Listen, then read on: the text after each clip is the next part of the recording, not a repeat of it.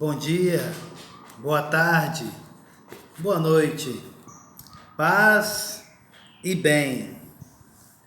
Segunda-feira, 30 de dezembro de 2024, última segunda-feira do ano de 2024. E nesta segunda-feira nós encerramos a introdução do livro Teologia da Libertação, Perspectivas, feita por Gustavo Gutierrez, para sua obra lançada no ano 2000. Hoje, no Olhar Longe, pelo caminho da pobreza e do martírio. Como se sabe, o cardeal Lercaro e outros padres conciliares buscaram, sob a inspiração de João 23, que o Vaticano II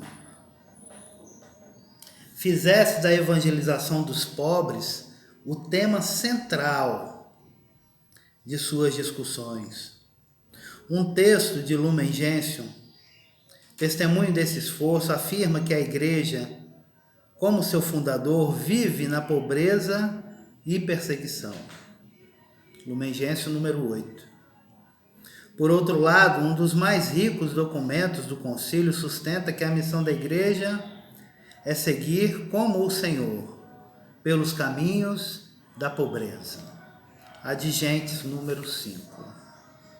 A Igreja, que vive em um continente marcado por massiva pobreza e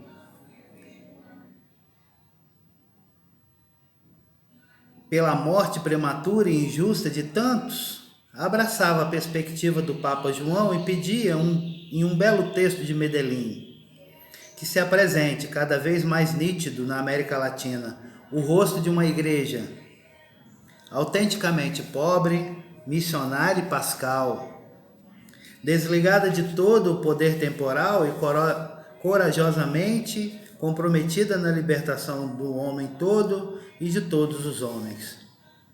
Medellín, Juventude, número 14. Evangelizar é anunciar, com gestos e palavras, a libertação em Cristo. Não se trata de uma tarefa individual, mas eclesial. A Igreja deve ser sinal do reino na história humana. Medellín considera que esse sinal deve ser pobre, missionário e pascal. Segundo Puebla, o desejado por Medellín começou a cumprir-se. A Igreja, pouco a pouco, foi se desligando daqueles que detêm o poder econômico ou político, libertando-se de dependências e prescindindo de privilégios. Número 623. Igreja dos Pobres chamava o inesquecível João 23, expressão retomada várias vezes e vigorosamente por João Paulo II. Ela designa uma igreja pobre a serviço de todos, a partir da atenção preferencial aos insignificantes deste mundo. As comunidades eclesiais de base que Paulo VI saudava como esperança da igreja, na Evangelho Enunciante, número 58, e que Puebla reconhece como um importante fato eclesial particularmente nosso, número 629, são uma manifestação da presença da Igreja dos Pobres na América Latina. Elas são um grande fator de vitalidade no interior da comunidade cristã e tornaram o Evangelho mais próximo dos pobres e, por meio destes, de todos os que são atingidos pela ação da Igreja, inclusive quem se encontra além de suas fronteiras. Essa inserção no mundo dos pobres teve muitas consequências para a missão da Igreja Latino-Americana. Entre outras coisas, perceber novas dimensões no papel dos pobres, na tarefa evangelizadora e nos desafios que isto levanta para a igreja. Trata-se de uma experiência de base que alimentou uma reflexão no marco da teologia da libertação e foi assumida em Puebla em um texto citado com frequência. Abre aspas. O compromisso com os pobres e oprimidos e o surgimento das comunidades de base ajudaram a igreja a descobrir o potencial evangelizador dos pobres, enquanto estes a interpelam constantemente, chamando-a à conversão. E pelo muito que eles realizam em sua vida, os valores de solidariedade, serviço, simplicidade e disponibilidade para acolher o dom de Deus. Fecha aspas. Puebla, números 1147. Por outro lado, se tomamos a igreja como povo de Deus, isto é, compreendendo o conjunto dos cristãos, devemos reconhecer que a busca dos traços do Senhor nos rostos dos pobres na América Latina, Puebla, números 31 a 40, trouxe a ela dificuldades em seu interior. Entre os que se dizem cristãos, há quem sinta os próprios interesses afetados pelos questionamentos dos bispos e busque, por isso, baixar uma cortina de silêncio diante das interpelações. Outros foram mais longe. A partir de posições de poder, violaram abertamente os direitos humanos defendidos por documentos eclesiais e golpearam duramente os cristãos que buscavam expressar sua solidariedade com os pobres e oprimidos. Estes últimos casos levaram bispos no Paraguai, no Brasil e no Chile, por exemplo, a tomar medidas pouco frequentes em nossos dias, como a excomunhão daqueles que, denominando-se cristãos, faltavam às mais elementares exigências da mensagem evangélica. Tampouco faltaram as mais elementares exigências da mensagem evangélica. Tampouco faltaram aqueles que, pretendendo ser solidários com os pobres e oprimidos, observaram uma conduta veemente que não respeita o ritmo e a surpresa de outros e muitas vezes provoca reações de oposição.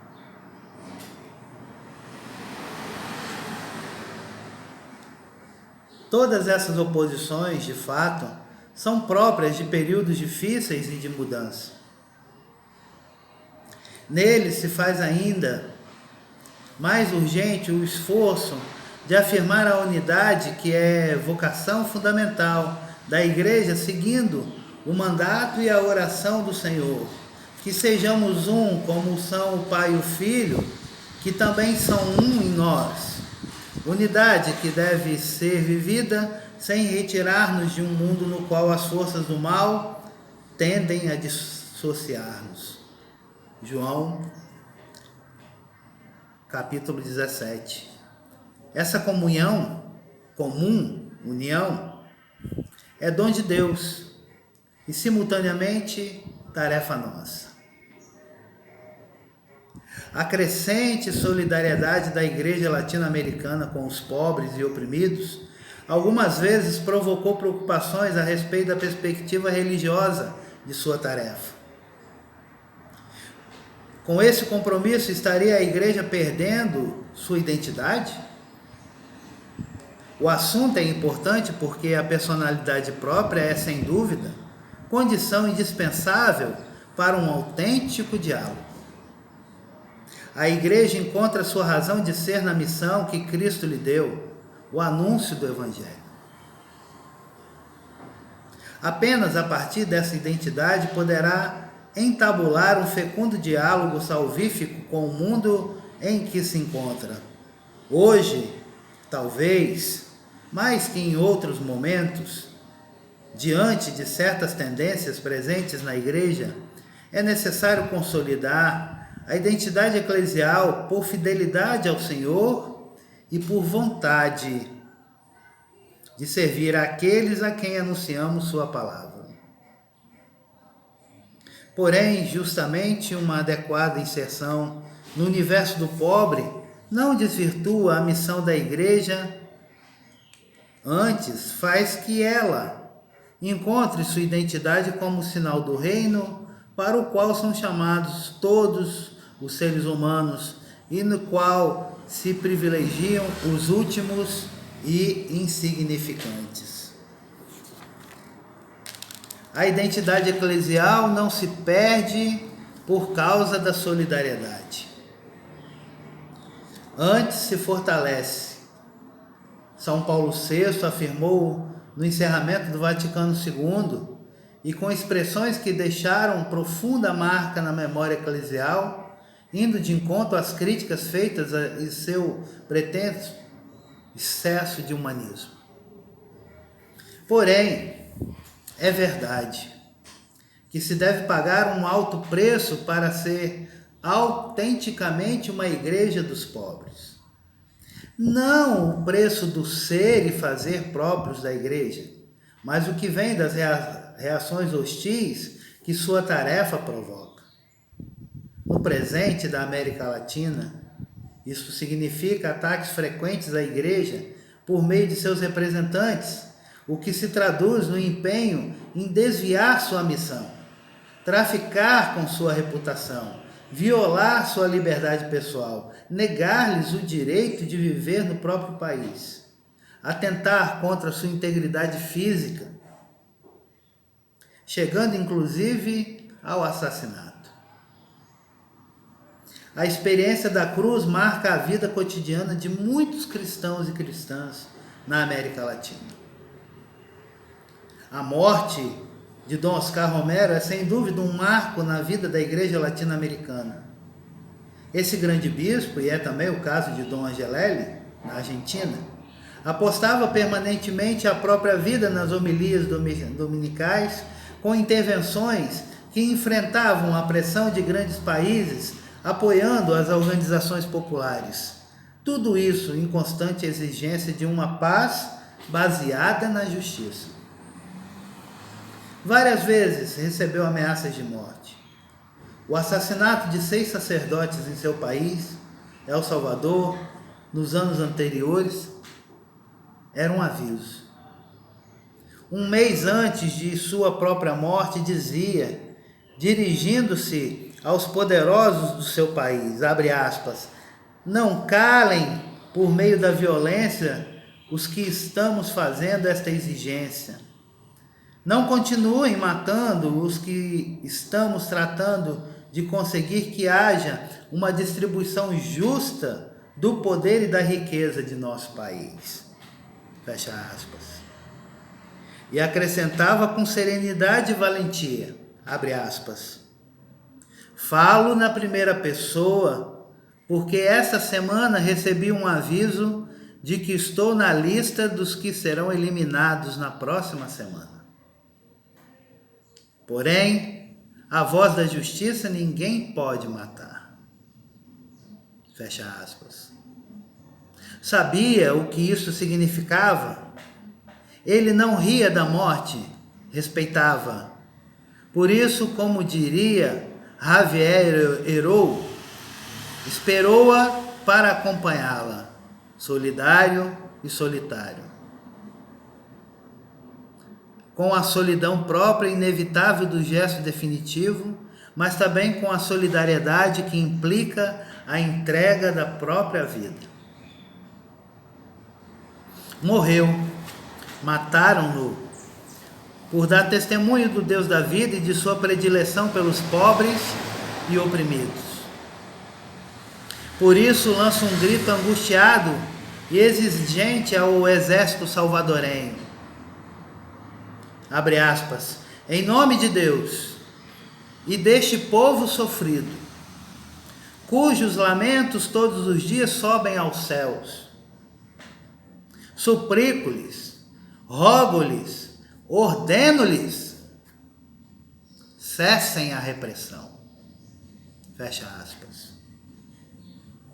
No dia seguinte à tarde, seu sangue selou a aliança que havia feito com Deus, com seu povo e com a igreja. O martírio, no sentido amplo do termo, é a última obra de vida. Neste caso, um gesto concreto para com o pobre e nele encontro gratuito com o Senhor. Aqueles que entregaram e entregam sua vida pelo Evangelho dão prova da coerência que ele exige. O apóstolo Tiago, lá na carta de Tiago, capítulo 1, versículo 8 e capítulo 4, versículo 8, nos previne contra o perigo de ter alma dupla. Isto é, falar de uma maneira e agir de outra. O que levou à morte Jesus e seus seguidores de hoje foi precisamente a coerência entre sua mensagem e seu compromisso. Tradicionalmente dizemos que a igreja se enriquece com o sangue dos mártires. A vitalidade presente e dolorosa do povo de Deus na América Latina vem em grande parte dessa experiência. Diante do testemunho martirial, todos os jogos de poder, as acusações, os receios aparecem em toda a sua mesquinhez e evidenciam seu afastamento do Evangelho. Esses testemunhos, e são muitos hoje na América Latina, de fé na ressurreição do Senhor, provam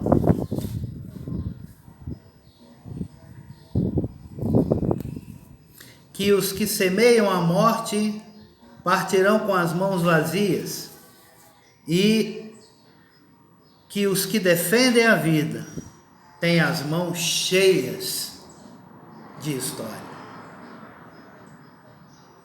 E aí, Gustavo Gutierrez faz a conclusão dessa introdução a essa edição do ano 2000 do Teologia da Libertação Perspectivas. Conclusão. Ao falar de teologia da libertação, referimos-nos a um movimento vasto, presente em diversas áreas e diferentes áreas da humanidade.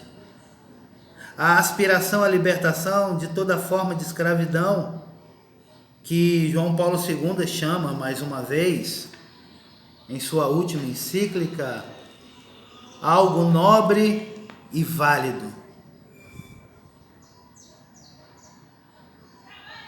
Assim como a presença ativa do Evangelho nos cristãos que compartilham esse anseio, deram lugar a uma busca e uma prática nas quais está arraigada uma compreensão de fé, da fé, posta a serviço da tarefa evangelizadora da igreja. Na época, do escrito, há 20 anos do surgimento da teologia da libertação na América Latina, e principalmente do acontecimento decisivo que foi Medellín, estamos enfrentando novos desafios. Motivo maior para aprofundar nossa fidelidade ao Deus da vida, à igreja convocada a ser sinal do reino e ao povo que luta pela própria libertação. Na carta aos bispos do Brasil, João Paulo II afirma, abre aspas, a teologia da libertação não é apenas oportuna, mas útil e necessária. Ela deve constituir uma nova etapa em estreita conexão com as anteriores, na reflexão teológica iniciada com a tradição apostólica e continuada com os grandes padres e doutores, com o magistério ordinário e extraordinário, e mais recentemente, com o rico patrimônio da doutrina social da Igreja. Nos documentos que vão da Rerum Novarum, elaborem e exercem. Abril de 1986, número 6. Foi no dia 9 de abril que o Papa João Paulo II enviou essa carta. Tá? Esta reflexão constitui uma nova etapa e por isso mesmo busca estar em continuidade com o ensinamento da Igreja. A teologia da libertação, como a entendemos, quer situar-se nessa estreita conexão. Parece-nos que sua força e sua significação estão na novidade que vem da atenção às vicissitudes históricas de nossos povos e às suas vivências de fé, verdadeiros sinais dos tempos por meio dos quais o Senhor nos interpela permanentemente. Estão também na continuidade que lhe vem do fato de lançar suas raízes na Escritura, na tradição e no magistério. Os dois fatores que essa teologia, os dois fatores fazem que essa teologia seja oportuna, útil e necessária, uma vez que determinam sua evolução constante como reflexão sobre a prática à luz da fé. Tratamos dessa evolução nas páginas anteriores e nela nos situamos. Por ocasião do 5º centenário da chegada do Evangelho a essas terras, João Paulo II falou da necessidade de uma nova evangelização. A expressão tem grande alcance. É preciso ter a coragem de assumir o que significa a novidade nesse campo, com suas implicações de ruptura e mudança de direção. Anunciar o reino de Deus é sempre algo novo. Como permanente, novo é o mandamento do amor que ele nos deixou. Evangelho de João, capítulo 13, versículos 34. Mas há muitas outras razões para se falar de uma evangelização renovada em nosso continente. As experiências e reflexões acumuladas nas últimas décadas podem agir como uma mola prensada capaz de dar um grande impulso a essa tarefa. Um dos grandes sucessos desses anos é a vitalidade da presença do Evangelho entre nós. A guinada foi dada em Medellín e ratificada em Puebla. Mudou o perfil da igreja na América Latina. Apesar de nossos imensos problemas e das situações particularmente dolorosas em que vive a grande maioria de nosso povo, é possível afirmar que a comunidade cristã latino-americana atravessa um período fecundo e vital, certamente não fácil, mas carregado de promessas. Por isso causa preocupação, em alguns momentos angústia, ver a teimosia e os ataques que entre nós são feitos às mais fecundas tendências da pastoral e da teologia. É verdade que os desafios que enfrentamos na América Latina são muito grandes e que as mudanças a realizar são profundas. Também no interior da igreja, por isso, várias vezes Puebla chama à conversão todos os cristãos e o conjunto da igreja diante da pobreza que se vive na região. Confira o capítulo Opção Preferencial pelos Pobres. As novas situações devem ser enfrentadas com fé e amor. Conforme a Bíblia, o temor é contrário às duas atitudes. Nos evangelhos, a expressão não temam está ligada à de homens de pouca fé. Mateus 14, versículos 26 a 31. João nos diz, por sua vez, que onde há amor, não há temor. Primeira carta de João, capítulo 4, versículo 18. Não se trata de pregar a imprudência e a irreflexão, mas de estar convencidos de que o Espírito nos levará até a verdade completa. Evangelho de João, capítulo 16, versículo 13. Sua presença está no novo rosto de uma igreja pobre, missionária e pascal, que a comunidade cristã latino-americana começou a tomar. Seria uma traição ao Espírito, um pecado contra ele, perder o obtido nestes anos diante de cristãos e não cristãos do continente. A esse respeito, João 23 deixou-nos uma pauta insuperável.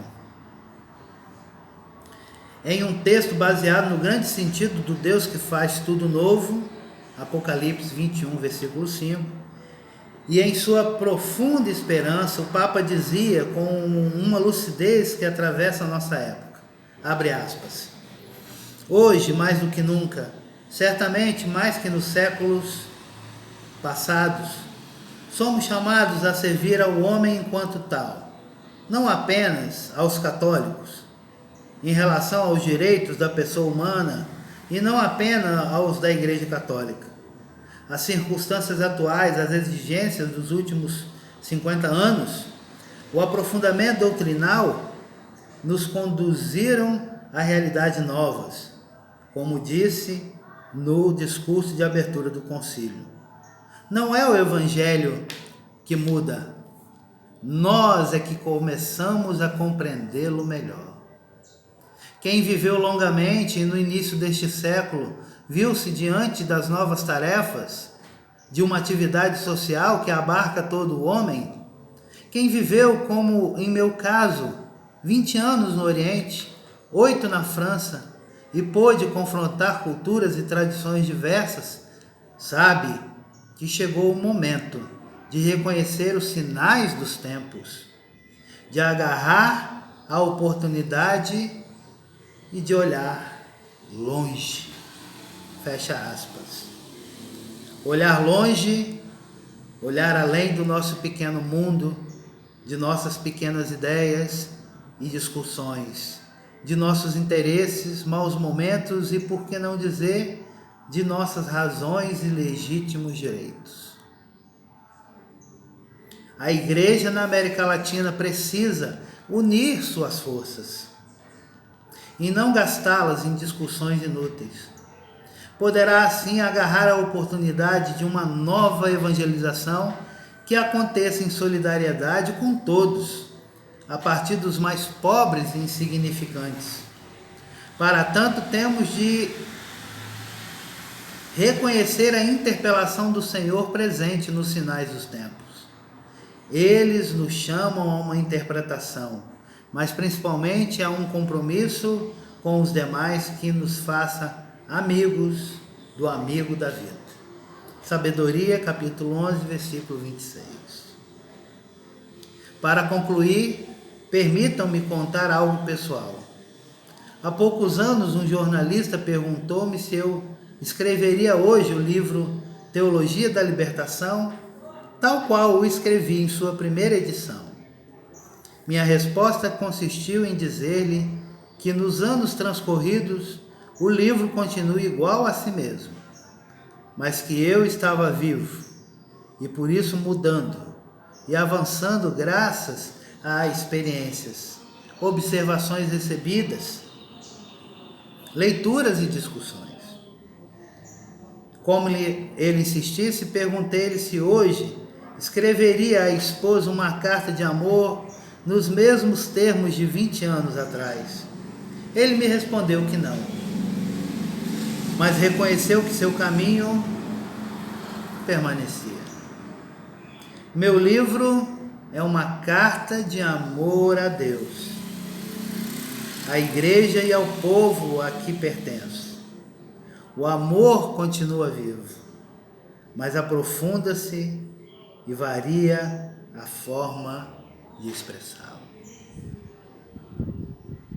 Gustavo Gutierrez, fevereiro de 1988. Meu livro é uma carta de amor a Deus,